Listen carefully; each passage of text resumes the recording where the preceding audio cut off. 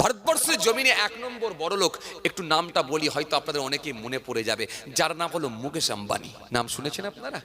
মুকেশ আম্বানি ভদ্রলোকটি গরিব লোক না বড় লোক? বড় লোক। কেমন বড় লোক জানেন? খুব বড় লোক না হলেও বেশ বড় পাড়ায় বাড়ি, তার মানে 27 তলা উঁচু বাড়ি। হ্যাঁ, 27 তলা উঁচু বাড়ি। গোটা বাড়িটা হলো বুলেট প্রুফ, গোটা বাড়িটা হলো বুলেট প্রুফ। যদি এখানে গুলি মারা হয় তাও লাগবে না, বম মারলে তাও লাগবে না। 27 তলা বাড়ি। এই ভদ্রলোক জানেন মান্থলি যে কারেন্টের বিলটা পেমেন্ট করেন, মান্থলি কারেন্টের বিল দেন 70 লাখ টাকা। কিছু মনে বুঝতে পারেননি আপনারা না? মাসে কারেন্টের বিল পেমেন্ট করেন কত লাখ? 70 লাখ। একটা মধ্যবর্তী পরিবার সারা জীবন ধরে ইনকাম করলেও কিন্তু ওই সমতুল্য বা ওই পরিমাণ টাকা রোজগার করতে পারবে না। তাহলে একটা মধ্যবর্তী পরিবার সারা জীবন ধরে ইনকাম করলেও তার এক মাসের কারেন্টের বিলের টাকা ইনকাম করতে পারবে না। ভাইরা আমার, ভালো করে শুনে রেখে দেন, ভদ্রলোক যে গাড়িগুলো ব্যবহার করে জানেন একটা লোকের কটা গাড়ি প্রয়োজন হয়? কটা গাড়ি লাগবে? দুটো লাগুক, পাঁচটা লাগুক, তিনটে লাগুক, চারটে লাগুক, পাঁচটা লাগুক। ভদ্রলোক যে গাড়িগুলো ব্যবহার করেন একটা দুটো তিনটে না, 150 খানা গাড়ি তিনি চাপেন। 150 খানা। এই 150 খানা গাড়ি যেমন তেমন গাড়ি নয়, সব হাই লেভেলের হাই কোয়ালিটির গাড়ি। জি, এক্সইউভি থেকে শুরু করে আপনার কি বলে ফরচুনা থেকে শুরু করে বিএমডব্লিউ থেকে শুরু করে স্কোডা থেকে শুরু করে আপনার কি বলে বিএমডব্লিউ থেকে শুরু করে এই রকম স্কোডা থেকে শুরু করে সব হাই লেভেলের হাই কোয়ালিটির গাড়ি ব্যবহার করেন ভদ্রলোক। 150 খানা গাড়ি। এই 150 খানা গাড়ি রাখার যে জায়গাটা করেছেন তিনি, এই যেমন তেমন খোলা মাঠে ফাঁকে নয়, যেখানে রৌদ্র তাপ লাগবে, যেখানে শিশির পড়বে, এরকম জায়গা না। তিনি তেনার গাড়িগুলোকে পার্কিং করার জন্য খালি 6 তলা পর্যন্ত তিনি গাড়ি পার্কিং এর ব্যবস্থা করেছেন। জোরে বলবেন না সুবহানাল্লাহ?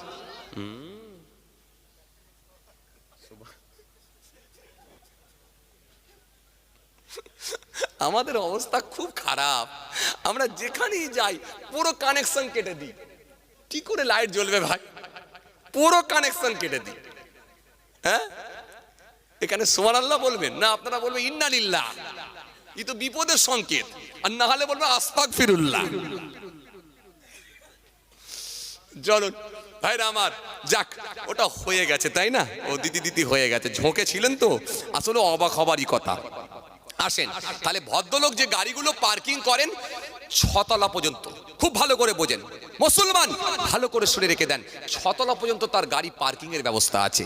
এই ভদ্রলোক মুকেশ আম্বানি, তিনি তার স্ত্রী, তিনার আহলিয়ার জন্য, তিনার বিবির জন্য একটা শখ করে টয়লেটের ব্যবস্থা করে দিয়েছেন, বাথরুম। ওনার আহলিয়ার জন্য, ওনার বিবির জন্য, ওনার ওয়াইফের জন্য, ওনার মিসেসের জন্য, ওনার স্ত্রীর জন্য, যাই বলেন না কেন, একটা টয়লেটের ব্যবস্থা করে দিয়েছেন। টয়লেট, বাথরুম, বাথরুম বোঝেন তো আপনারা? এই বাথরুমের মধ্যে একটা কুমোড বানিয়েছেন, কুমোড। এই অসুস্থ লোকেরা অনেক সময় এই কুমোড ব্যবহার করে না, একটু উঁচুতে বসার জন্য, একটু আরামে করতে পারে, আর কথা বলছে না, হ্যাঁ, একটু কুমোডের ব্যবস্থা করে। উনি ওনার স্ত্রীর জন্য একটা কুমোডের ব্যবস্থা করেছে, পুরোটাই হলো সোনার। গোটা কুমোডটা হলো সোনার। মানে যেমন তেমন লোক যদি ভিতরে একবার বাথরুম করার সুযোগ পায়, ও ওখানে পায়খানা না করে ও কুমোড কি করে ভেঙে নিয়ে যাবো?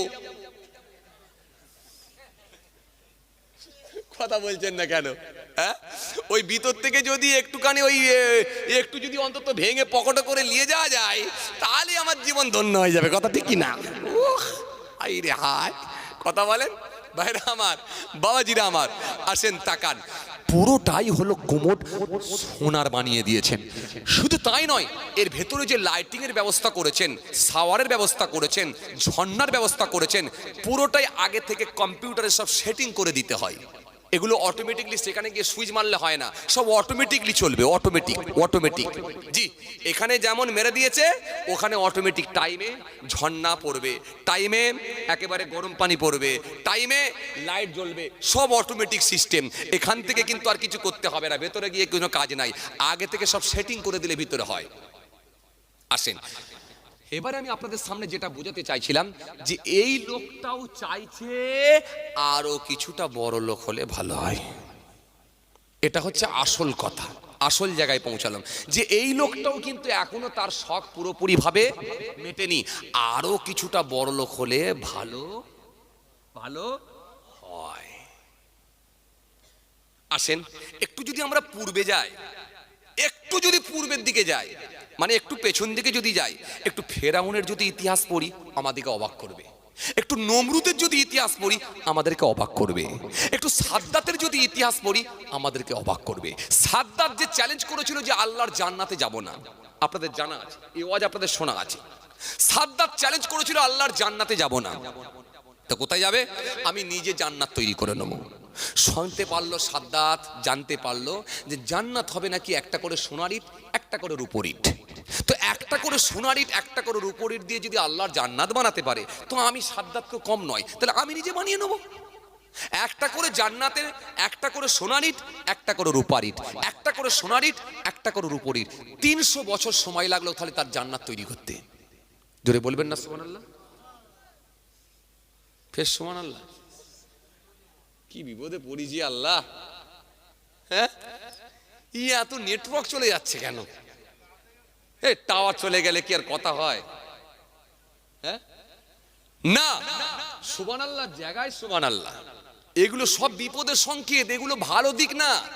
এগুলো আল্লাহ তাদেরকে কেমন করে শেষ করেছে আমি এটা আপনাদেরকে বুঝাতে চাইছি। যে পয়সা নিয়ে বাড়াবাড়ি করার কোনো জায়গা নেই, নেই, এটা আমি বুঝাতে চাইছি। এই জন্য আপনি যখন শুনবেন এগুলো বিপদের সংকেত, আপনি পড়বেন ইন্না লিল্লাহ, আর না হলে বলবেন আস্তাগফিরুল্লাহ, এটা বলবেন। জি ভাইরা আমার, আসেন যে কথা বুঝাতে চাইছিলাম, তাহলে 300 বছর সময় লাগলো তার জান্নাত তৈরি করতে। 300 জন মিস্ত্রি, লেবার আর মিস্ত্রি প্রত্যেক দিন তার কাজ করে 300 জন। 300 বছর সময় লাগলো তার জান্নাত তৈরি করতে। ও মুসলমান, শেষে তার কেমন মৃত্যু হয়েছিল জানা আছে তো আপনাদের? কথা কয় না, জানা আছে তো? জানা আছে না? জানা আছে, জানা আছে। আজরাইল ফেরেশতাকে আল্লাহ রাব্বুল আলামিন একদিন জিজ্ঞাসা করেছিলেন, আজরাইল পৃথিবীর জমিনে কার জান বের করতে তোমার কষ্ট হয়েছে বল। আজরাইল ফেরেশতা বলেছিল, আল্লাহ 2 জন ব্যক্তির জান বের করতে আমার কষ্ট হয়েছিল। কয়জনের? কয়জনের? 2 জনের। আল্লাহ বলেন কার কার? বলে আল্লাহ বলবো? বলে হ্যাঁ বলো। বলে পৃথিবীর জমিনে তুই এত মাখলুকের তুমি জান বের করছো, তুই এত যে জান বের করছো, কারো কি জান বের করতে তোমার কষ্ট হয়েছে? আল্লাহ 2 জনের। হে তরুণিয়া নওজওয়ান যুবকেরা, হে ভাই মুরব্বিয়ানিরা, বাবারা শুনে কে দিন বাবা, বাবারা জেনে কে দিন বাবা, কিতাবের মধ্যে পাওয়া যায় আমার আল্লাহ জিজ্ঞাসা করেছিলেন, ও আজরাইল ফেরেশতা, পৃথিবীতে কয়জন প্রাণীর জান বের করতে তোমার কষ্ট হয়েছিল, তোমার ব্যথা লেগেছিল, তুমি কষ্ট পেয়েছিলে, তাদের নামগুলো একটুখানি আমাকে বলো। হযরতে জিবরাইল ফেরেশতা বলেছিলেন, হযরতে আজরাইল ফেরেশতা বলেছিলেন, হযরতে আজরাইল ফেরেশতা সেই সময় জানিয়েছিলেন, ও আমার আল্লাহ, পৃথিবীর জমিনে 2 জন ব্যক্তির জান বের করতে আমার বড় কষ্ট হয়েছিল, আমার বড় ব্যথা লেগেছিল। আমার আল্লাহ বলেন কার কার? হযরতে আজরাইল বলেছিলেন, 1 নাম্বার হলো সাদ্দাতের। আল্লাহ বলেন কেন একবার বলো? হযরতে আজরাইল বলেছিলেন, ও রব্বুল আলামিন আল্লাহ, ও দয়াময় আল্লাহ, ও আমার রব, ও আমার স্রষ্টা, যে আপনার সঙ্গে চ্যালেঞ্জ গ্রহণ করেছিল, আপনার জান্নাতে যাবে না বলে ওয়াদা দিয়েছিল, নিজেই জান্নাত বানিয়েছিল। 300 বছর সময় লেগেছিল, জান্নাত বানিয়েছিল। 300 জন লেবার, 300 জন মিস্ত্রি প্রত্যেক দিন তার কাজ করেছিল, এই কর্মরত অবস্থায় ছিল। কিন্তু 300 বছর সময় লাগার পরে তার জান্নাতটাও আপনি তাকে দেখতে দেন না। জান্নাত যখন বানানো হয়ে গিয়েছিল, নিজের জান্নাতটা দেখার জন্য যাচ্ছিল, জান্নাত দেখার জন্য যাচ্ছিল, জান্নাতের গেটের সামনে গিয়ে পৌঁছেছিল। তার আগে আপনি আমাকে নির্দেশ করলেন, ও আজরাইল যাও যাও যাও যাও, ওর জান্নাতের গেটের সামনে গিয়ে দাঁড়িয়ে যাও, আর চটকে ওর জানটা বের করে না জান্নাত তোকে দেখতে দেবে না। এত রুডিয়া নওজওয়ান জামাকেরা, হে আমি মুরব্বিয়ানিরা, শুনে রেখে দিন বাবা। এরপরে কি হয়েছিল আমার আল্লাহ সেই সময় বললেন, বলো আজরাইল তারপরে কি হলো? হযরত আজরাইল ফেরেশতা বললেন, আমি আপনার অর্ডার পাওয়া মাত্র আমি আর কোনো কথা শুনলাম না, চলে গেলাম তার জান্নাতের গেটের সামনে। সে যখন ঘোড়ার পেটে চেপে ঘোড়ার পেটে সওয়ার হয়ে জান্নাতের গেটের সামনে এসে হাজির হয়ে গেল। আমি লম্বা চেহারা নিয়ে জান্নাতের গেটের সামনে দাঁড়িয়ে রইলাম। সে বাদশাহী মেজাজে বাদশাহী পাওয়ার নিয়ে চিৎকার মেরে বলল, কে? সরে যাও, আমার জান্নাতে যাবার সুযোগ আমাকে দাও, সরে যাও। সেই সময় আমি বললাম, এ বদমাস, তুই কি আমাকে চিনতে পারিস না? তুই কি আমাকে জানতে পারিস না? আমি সারা পৃথিবীর প্রাণী রূহগুলোকে বের করে নিয়ে যাই। আমার নাম হলো আজরাইল, কোনো কথা শুনব না বলে এক চড় মেরেছিলাম, চটকে ওর জান বের করেছিলাম, জান্নাতে ঢোকার মতো সুযোগ দিই না। ওই সময় আমার অন্তরে একটু ব্যথা লেগেছিল, যেহেতু আপনার জান্নাত পাবে না আর এতদিন ধরে জান্নাত বানালো, জান্নাতটা একটু দেখার সুযোগ হলো না। এই একটা কষ্ট আমার অন্তরে লেগেছিল। আল্লাহ বলে, আর কোন কষ্ট? হযরত আজরাইল বললেন, ও আমার আল্লাহ, আপনি তো সবই জানেন, সবই জানেন, সবই জানেন। দরিয়ার ওপর দিয়ে যখন একটা জাহাজ ভেসে ভেসে ভেসে ভেসে যাচ্ছিল, ওই জাহাজটি যখন ডুবে গিয়েছিল, ওই জাহাজের উপরে একটা তক্তা, একটা পাটা পানির ওপরে ভেসে উঠেছিল। ওই পাটার ওপরে একজন মহিলা, গর্ভবতী মহিলা পাটার ওপরে চাপ দিয়ে ভেসেছিল। ওই পাটার ওপরে ওই মহিলা ছিল গর্ভবতী, আসন্ন প্রসবা। ওই মহিলা যখন ওই তক্তার ওপরে সন্তান প্রসব করলো, আর আপনি আমাকে অর্ডার করলেন, যাও যাও সন্তানটাকে যত্নের সঙ্গে তক্তার ওপরে শুইয়ে দিয়ে আর ওই মেয়েটার জানটা বের করে নিয়ে এস। ওই সময় আমার অন্তরে বড় কষ্ট লেগেছিল।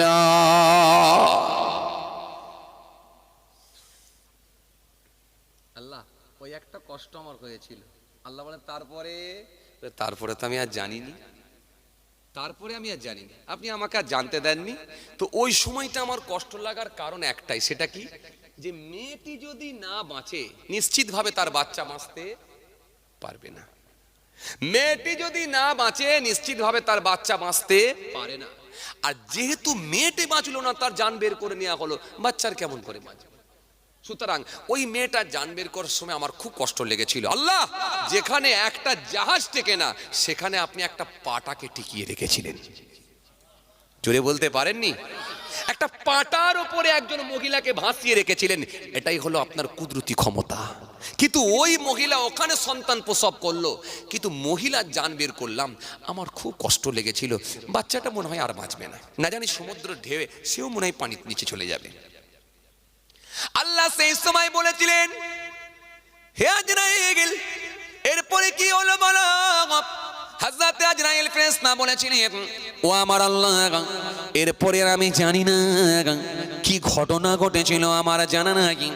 এরপরে কিন্তু আমি আর বলতে পারবো না। আমার আল্লাহ সেই সময় বললেন, ও আজরাইল ফেরেশতা, শুনে রেখে দেখো, ওই মেয়েটির জানখানা বের করে নিয়েছিলেন, বাচ্চাটিকে তক্তার ওপরে ছেড়ে দিয়েছিলেন। তক্তার ওপরে আমি আল্লাহ তাকে বাঁচিয়ে রেখেছিলাম। ওই তক্তার ওপরে সমুদ্র ঢেউয়ে একবার ডান দিকে কাগাত, বাঁ দিকে কাগাত, কিন্তু আমি আল্লাহর হুকুম সবাই মানে, ওই তক্তাও আমার হুকুম মানে, সমুদ্র ঢেউ আমার হুকুম মানে। কিন্তু আমার অর্ডার ছিল বাচ্চা নড়বে, দুলবে, হিলবে, কিন্তু বাচ্চা পানির নিচে যাবে না। জোরে হয় না? আরো জোরে বলা।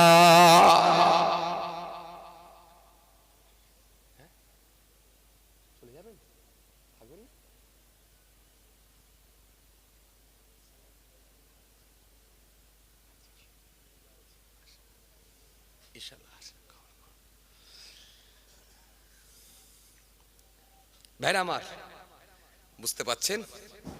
এই কথা বুঝতে পাচ্ছেন?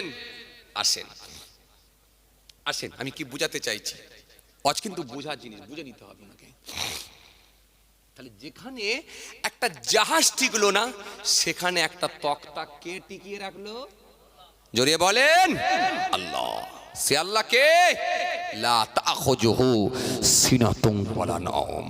সে আল্লাহকে নাহনু আকরাবু ইলাইহি মিন হাবলিল ওয়ারিদ। সে আল্লাহকে